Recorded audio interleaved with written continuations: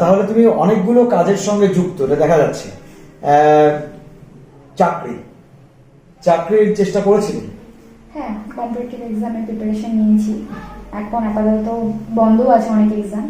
তো সেক্ষেত্রে শুধুমাত্র মানে চাকরির আশায় বসে না থাকার জন্য আমি নিজের হবিটাকে আমি নিজে প্রফেশন করার চেষ্টা করছি। যে মানে নিজের ভালো লাগাটাকে প্রফেশনে নিয়ে গেছো। হ্যাঁ। টুকটাক রোজগার হচ্ছে কিছু?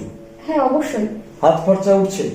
হ্যাঁ, হাত খরচা উঠছে। আর আমি মনে করবো যে এটা করা খুব ভালো, মানে আমি নিজের অনেকই প্রয়োজনীয় জিনিস আমি নিজে করতে পারছি। তো সেক্ষেত্রে এটা যদি আমার আর এটাও ভালো প্রফেশন করা যায়, যদি সেভাবে ভালোভাবে প্রচার হয়। মানে চাকরির জন্য ঠায় বসে না থেকে যদি আমি ভার্সেটাইল মানে বিভিন্ন দিকে ছড়িয়ে দিই, তাহলে পরেও কিছুটা কিছু সুযোগ আছে। এটা বলতে চাইছি স্বাবলম্বী করা যায়। তাহলে আজকের যে নতুন প্রজন্ম, মানে তোমার থেকে তুমিও নতুন প্রজন্মই, তাও বলবো যারা ছোটরা, যারা 6, 7, 8, 9, 10 পড়ছে, তাদের জন্য তোমার বার্তা কি হতে পারে?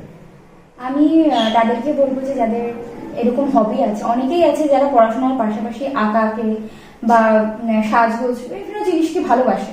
তো তাদেরকে বলবো সেটাকেও তার ভালো লাগে, হবিটাকেও সে প্রফেশন করতে পারে। যদি সেটা যদি সে মন দিয়ে করতে চায়, পড়াশোনার জায়গায় অবশ্যই সে মন দিয়ে পড়াশোনা করবে, তার পাশাপাশি তার হবিটাকেও সে সমানভাবে গুরুত্ব দিয়ে এইভাবে কাজটা এটা দিয়েও সে তার ইনকাম করতে পারবে, স্বাবলম্বী হতে পারবে। হ্যাঁ। আচ্ছা, আর নারী আর পুরুষ এর মধ্যে দেখা যাচ্ছে যে মেয়েদের একটা টেন্ডেন্সি হচ্ছে যে একটা নির্দিষ্ট পড়াশোনার পর চাকরি বাকরির চেষ্টা করলো, যদি না হয় ইমিডিয়েটলি বাড়ির থেকে প্রেশারাইজড করা হয় যে বিয়ে দিলাম।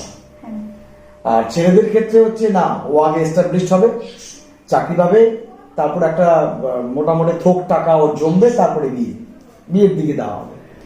এই বিষয়ে তোমার মতটা কি? এই বিষয়ে আমি বলবো যে মেয়েদেরও স্বাবলম্বী হওয়াটা খুবই প্রয়োজনীয় এখনকার যুগে। কারণ এখন বর্তমান পরিস্থিতি যা, যে দুজনকেই আমরা যদি দাবি করি যে না ছেলে মেয়ে দুজনই সমান, তো সেভাবে কর্তব্যটা তো সমানভাবে পালন করতে হয়। হ্যাঁ, একটা মেয়ে বাড়ির কাজ অবশ্যই করবে। এখনকার দিনে অনেক ছেলেই আছে যারা বাড়ির কাজ করে, একদম অবশ্যই করে, এবং এতে কোনো লজ্জার কোনো কিছু নেই। আমি যদি ঘর ঝাড় দিই, এটা কোনো তার মাকে সাহায্য করার জন্য করে, কেউ তার স্ত্রীকে সাহায্য করার জন্য করে, সেটা করে এবং সেটা উচিত।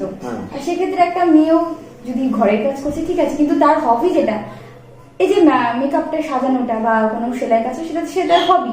তো সে যে হবিটা সে যখন করবে তখন সেটা তার অতটা গায়ে লাগবে না, তো সেভাবে সে তার জীবনটাকে স্বাবলম্বী করতে পারে। মানে তোমার বার্তাটা হচ্ছে যে মেয়েদেরও স্বাবলম্বী হয়ে তারপরে বিয়ের পিড়িতে বসা উচিত। অবশ্যই। নিজের একটা আইডেন্টিটি, নিজের একটা আইডেন্টিটি থাকা উচিত। ব্যক্তিত্বটা রাখার জন্য আমি মনে করি যে সব মেয়েদেরই কিছু না কিছু প্রফেশন অবশ্যই থাকা উচিত। মানে গৃহ কাজটা অবশ্যই কাজ, কিন্তু তার পাশাপাশি আরেকটা প্রফেশন সে রাখতে পারে। জীবনযাত্রা অনেক জটিল হয়ে উঠছে। অনেকদিন পর তোমার সঙ্গে দেখা হলো এবং তুমি অনেকগুলো কাজের সঙ্গে যুক্ত, আমি শুনছিলাম, পার্টিকুলারলি কি কি কাজ করো সেটা আমি জানি না। আজকে জানলাম তোমার কাছ থেকে যে তুমি এগুলো কাজের সঙ্গে যুক্ত আছো এবং ভালোভাবে চলছো।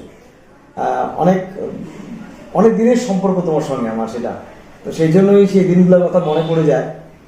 তো আজকে তোমাকে এই বেশে রেখে আমি একটু শকড হয়েছিলাম। ও, তারপর তো জিজ্ঞাসা করো, শুট করছো আবার? হ্যাঁ, আমার হচ্ছে সামনে জন্মাষ্টমী আছে। তো জন্মাষ্টমীতে সবাই তো রাধা সেজে নেয়, তো আমি আমার মেকআপের জন্য অ্যাকচুয়ালি আমি মীরার আজকে সাজটা দিয়েছি, যেহেতু আমি শুট শেষ করে এসেছি বলে আমার আজকে এরকম। আচ্ছা, মানে অনেকক্ষণ আগে বেরিয়েছিলাম সকালের দিকে, এখন অনেকটা লেট হয়ে গেছে। তো আমি মানে মেকআপটা করছি, আর আমি থিমের উপরে করছি। অনেকে বাচ্চাদের নাচের প্রোগ্রাম থাকে, আমি তাদেরও সাজাই নাচের প্রোগ্রামে। অনেক আমার স্টুডেন্ট যাদেরকে আমি পড়াই, বাড়িতে কিছু কিছু বাচ্চা পড়ে আমাকে পড়তে ভালোবাসে, তো ওদের নাচের প্রোগ্রাম থাকলে আমি তাদেরকে সাজিয়ে দিই। তো এর জন্য প্রাইভেট টিউশন করছো? হ্যাঁ, প্রাইভেট টিউশন করছি। প্রাইভেট টিউশনটাও আমি মানে আমাদের বাড়িতে আসে বলেই আমি করি। তো তাদের বিভিন্ন নাচের প্রোগ্রাম থাকে, তার জন্য আমি ব্রাইডাল করি। ব্রাইডালের পাশাপাশি আমার থিম শুটটা খুব ভালো লাগে, যে বিভিন্ন টপিকের উপরে যেটা থাকে। আজকে যেমন মিরার লুকের উপরে করলাম। আচ্ছা, মানে তোমাকে ডাকা হলো, তুমি গেলে সেখানে করলে? হ্যাঁ। আচ্ছা, বুঝতে পারলাম। মিরার লুকের উপর তুমি কাজটা করেছো আজকে। কোথায় করো শুট? কোথায় হবে শুট? হয়েছে আমাদের তিস্তা স্পারে। এরকম তুমি আগে করেছো? এরকম আরো কিছু করেছো? হ্যাঁ, আমি এর আগেও কিছু করেছি শুট। আচ্ছা আচ্ছা আচ্ছা, মানে তুমি মেকআপও করছো, আবার নিজে অ্যাজ এ মডেল বিভিন্ন জায়গায় শুট করছো। হ্যাঁ, না, ভবিষ্যতে মডেল নেওয়ার ইচ্ছা আছে আমার, আচ্ছা। কিন্তু এখন নিজের মেকআপটা নিজের উপরে ট্রাই করছি আমি। আচ্ছা আর অবশ্যই আমি ভবিষ্যতে আরো মডেল আরো ভালো কোনো একটা শুট করবো। আচ্ছা, তোমার ইচ্ছা ইচ্ছা আছে? আমার ইচ্ছা আছে, এই ইমোশনটাকে ভালো লাগে। আচ্ছা, না সব যে কটা কাজ দেখলাম প্রত্যেকটাই একই কথাই বলবো, ক্রিয়েটিভিটি, এবং সব ইচ্ছা না থাকলে কাজই না ভালোবেসে করি তো ওটা, মানে ইচ্ছা করে না যতটা নিজের ভালোটা দেওয়া যায়। একদম তাই, একদম তাই। যাই হোক, ভালো লাগলো, অনেক কথা হলো তোমার সঙ্গে। তো আবার কবে আসবে জানাবে, এরকম করে সারপ্রাইজ দিলে ভালোই লাগে।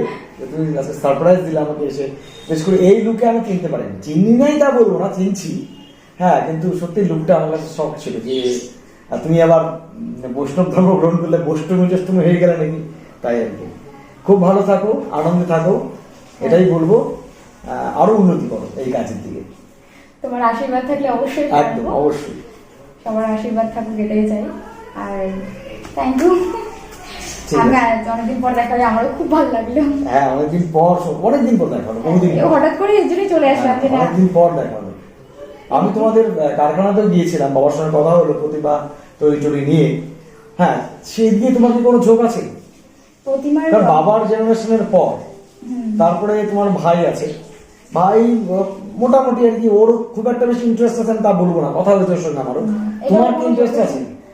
আমার বাবার কাজটার উপরে সত্যি অনেক ইন্টারেস্ট আছে। তা আমি মানে রঙের কাজে যখন যাই, আমি এইসব সূক্ষ্ম কাজ করি, মানে ঠাকুরের শাড়ির যে কলকার কাজগুলো হয়, তারপর মাকে যে শাড়ি পরানো হয়, আমাদের কারখানায় অনেকের বাড়িতে গোটা শাড়ি পরানো হয় মাকে, আচ্ছা, মানে মানে কাটা যাবে না, যেটা গোটা শাড়ি যেটা থাকে মানবের শাড়ি।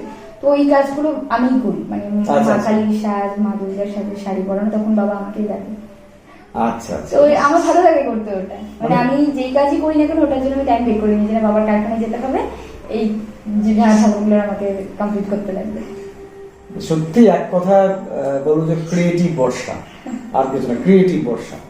রোজগার কি হলো, কতটুকু কি পেরে ডাজন্ট ম্যাটার, কিন্তু ওই যে কাজটার প্রতি হ্যাঁ, ভালো লাগে। মনের যে স্যাটিসফ্যাকশন, যে আমি কিছু করলাম, যে কোনো সৃজনাত্মক কাজের মধ্যে একটা স্যাটিসফ্যাকশন থাকে, এটা খুব ভালো লাগলো।